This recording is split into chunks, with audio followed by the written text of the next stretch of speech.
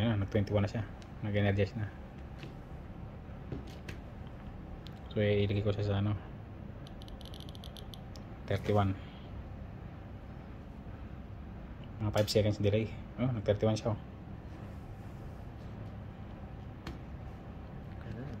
Ibig sabihin, patay na yun. Patay na yun. Wala siyang reading. Kasi naka ano siya. Hindi ba, naka-DC ka. Punta ka ng ano, AC. AC?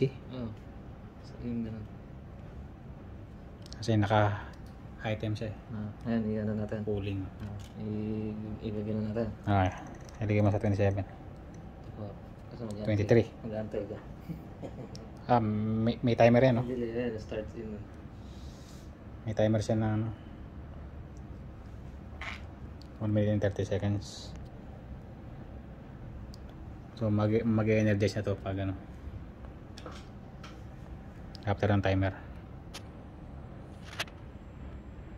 Ano to? 10 seconds na lang.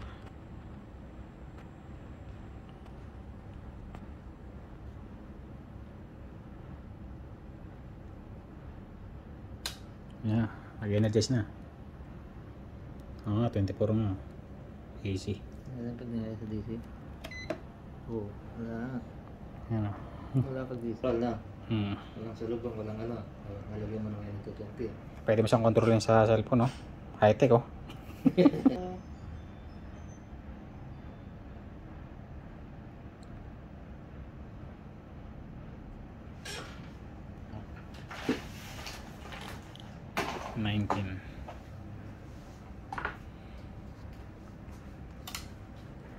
Galing, no? Pero nagpalit ng speed siguro. Nagpalit ng speed kasi masyadong bago na. Parta ka nasa TESDA. Ito na. Next step na, ano? Lalagyan natin ng ano, pan motor. Yan ang indoor pan natin, no? Dito yan sa likod ng ano, relay.